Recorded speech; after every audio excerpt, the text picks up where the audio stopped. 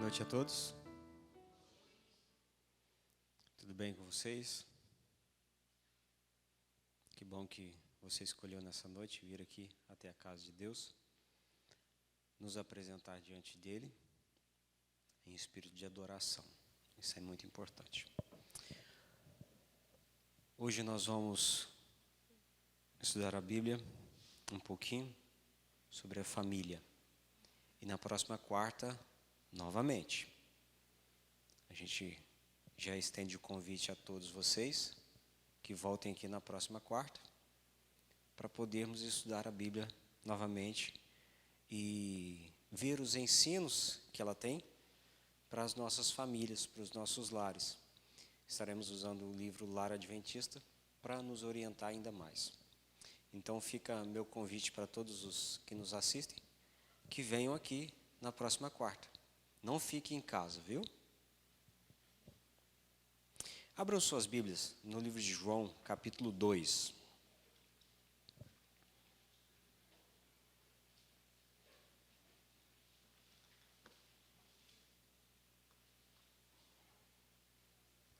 João capítulo 2, todos acharam?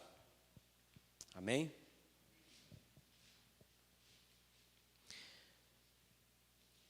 Eu vou ler aqui do verso 1 até o verso 10. Acompanhe comigo. O José já orou, então nós estamos sob comando do Espírito Santo para a gente estudar a palavra. Não é necessário a gente ore novamente, né? Então vamos ler.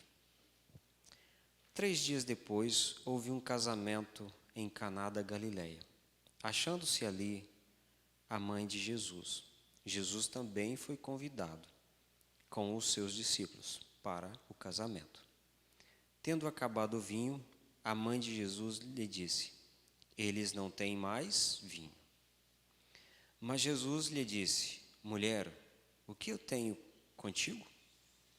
Ainda não é chegada a minha hora. Então ela falou aos serventes: fazei tudo o que ele vos disser. Estavam ali 6 talhas de pedra, que os judeus usavam para as purificações, e cada uma levava 2 ou 3 metretas. Jesus lhes disse: enchei de água as talhas. E eles as encheram totalmente. Então lhes determinou: tirai agora e levai ao mestre-sala. Eles o fizeram. Tendo o mestre-sala provado a água transformada em vinho, não sabendo de onde viera, se bem que o sabiam os serventes que haviam tirado a água, chamou o noivo e lhe disse: todos costumam pôr primeiro o bom vinho, e quando já beberam fartamente, servem o inferior. Tu, porém, guardaste o bom vinho até agora.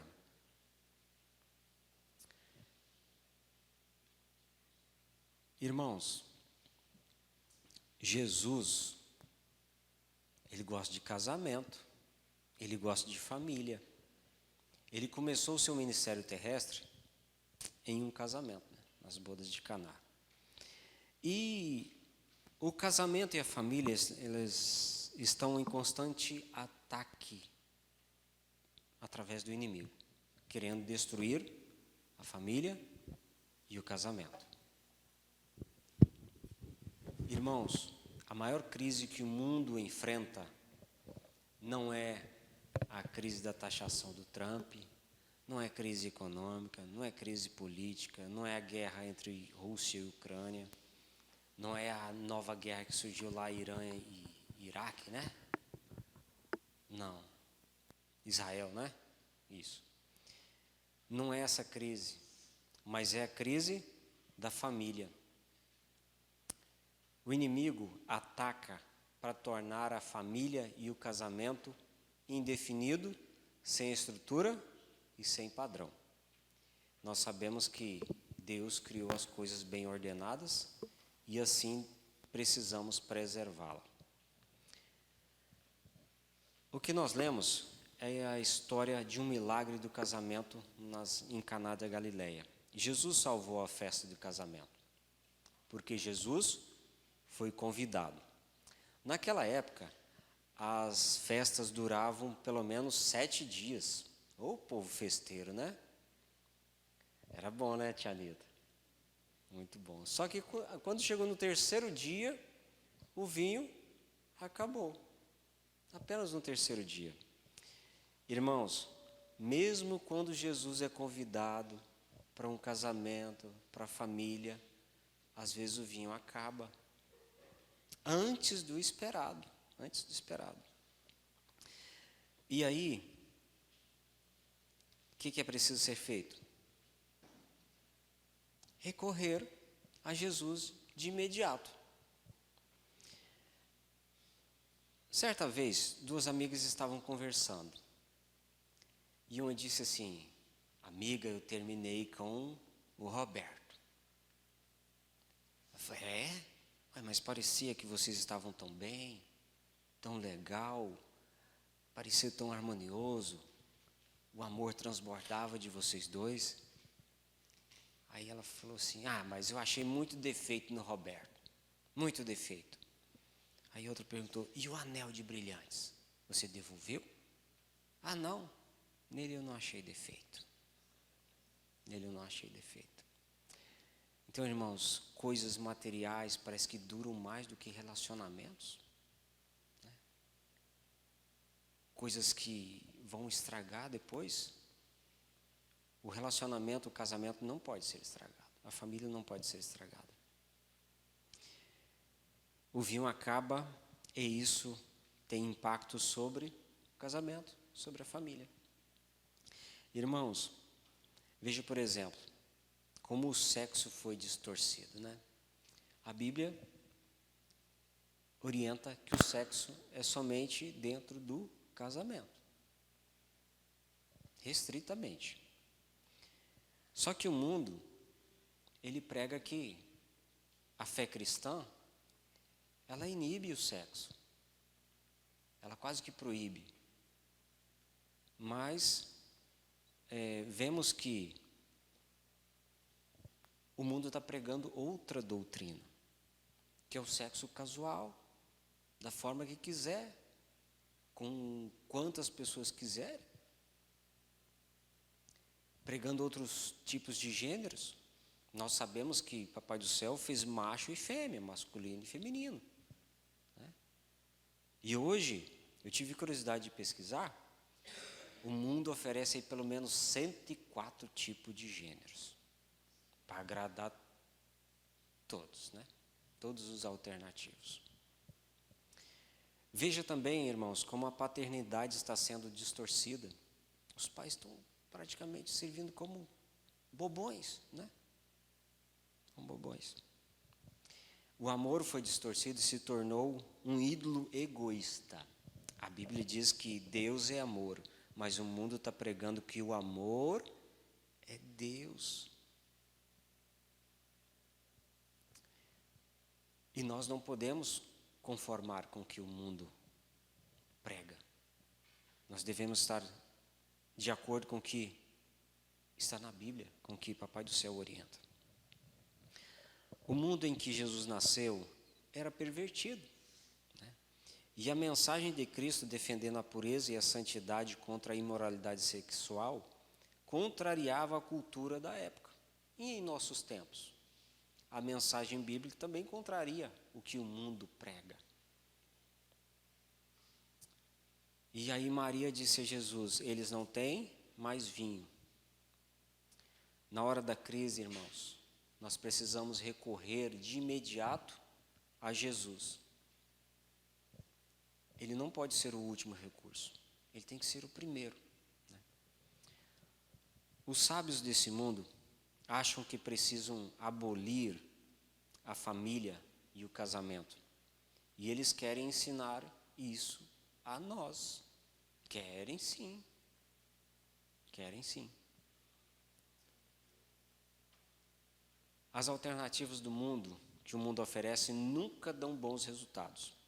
E pesquisa atrás de pesquisa mostra que a estrutura da família, ela traz benefícios para a saúde física, diminui o índice de criminalidade e eleva o grau de formação das pessoas. Também traz educação para as pessoas. Pessoas mais educadas têm fundamentos cristãos. Irmãos, quando o esforço humano está aliado com a providência divina, acontecem milagres. O que é isso? Obediência e milagre. Acontece ainda em nossos dias. E Maria disse aos servos: façam tudo o que ele lhes mandar. Faço tudo. E a humanidade distorceu o conceito de casamento, oscilando entre os extremos, né? E qual foi o resultado da libertinagem sexual que o mundo tanto prega aí? Que precisamos ter liberdade. Os limites foram aparecendo. Desaparecendo, melhor dizendo. Os limites foram desaparecendo. Limites de idade, de quantidade, de gênero e até de espécie. Misericórdia, né, irmãos? Mas é isso que o mundo prega. O abandono de bebês nos tempos bíblicos aconteciam. Na antiga Grécia, bebês indesejados também eram abandonados, principalmente as meninas eram abandonados e deixados para lá. Mas dentro do povo de Deus, essa prática não acontecia, porque vocês se lembram bem da história de Moisés, né? Ele foi cuidado por sua mamãe até os 12 anos. E nós precisamos de cuidar dos nossos filhos também, com muito carinho. Às vezes, impondo algumas coisas que é necessária, porque a responsabilidade de educar recai sobre os pais. Não é assim, Zé? Tem que ser sim, sim, não, não. A fé cristã ajudou a preservar a família como uma unidade básica da sociedade. A nação é um reflexo do lar. Se a família vai bem, se o casamento vai bem, a sociedade vai bem, a região vai bem, a nação vai bem. Pelo contrário, também acontece assim. Certo dia uma garota chegou em casa e disse assim para a mamãe dela: mamãe, a Amanda disse para eu não ser amiga do Nicolas. E ela falou: não, mas você pode ser amiga do Nicolas, sim. Você não gosta dele? Você não gosta de brincar com ele? Eu falei: não, eu nem importo com ele não. Mas por que você está tão indignado? É porque eu não quero ser mandado pela Amanda. Olha o senso de desobediência. Insubordinação. Ser insubordinado a algumas ordens, será insubordinada ao Pai do céu também. Precisamos obedecer e fazer o que Jesus manda, mesmo que isso vá contra a opinião da maioria. Porque nós sabemos que, no fim, seremos a minoria. Mas respeitaremos o assim diz o Senhor. O lema atual, irmãos, é: siga o seu coração, seja feliz. Mas não é. Essa liberdade que o mundo prega não tem a ver com o que a Bíblia orienta. Se Deus disser não, é não. E essa deve ser a nossa posição, de acordo com o assim diz o Senhor. O casamento é uma instituição sagrada, criada por Deus antes do pecado, né? Em Hebreus 13, verso 4 diz assim: digno de honra entre todos seja o matrimônio. A presença de Jesus muda uma família da água para um melhor vinho. Mas existem alguns mestres-salas do mundo que oferecem um vinho falsificado. Um vinho falsificado. Eles fazem avaliações erradas sobre o que é o amor, o que é a felicidade, tentando vender o peixe deles. mas na verdade querem nos enredar para sermos presas de Satanás. O resultado disso é o quê? Mais crianças nascendo sem o nome do pai na certidão de nascimento. Mais pessoas pedindo divórcio. Mais separações. Se seguirmos os conselhos do mestre Salas, do mundo. O ego das crianças, irmãos, está sendo mimado demais. Não está tendo limites. Graças a Deus que a gente tem ainda a orientação bíblica para a gente educar as nossas crianças. Isso é um privilégio para nós, não é, maninho? É um privilégio, graças a Deus. Irmãos,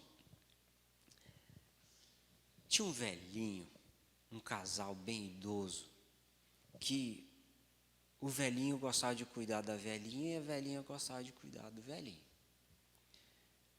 Só que aí foi passando o tempo, a velhinha foi enfraquecendo e o velhinho tinha que cuidar da velhinha. Chegou um momento que ele não conseguia cuidar dela mais.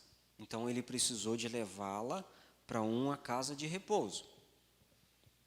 E aí, todos os dias ele ia lá visitar a velhinha, a namorada dele. Todos os dias, rigorosamente.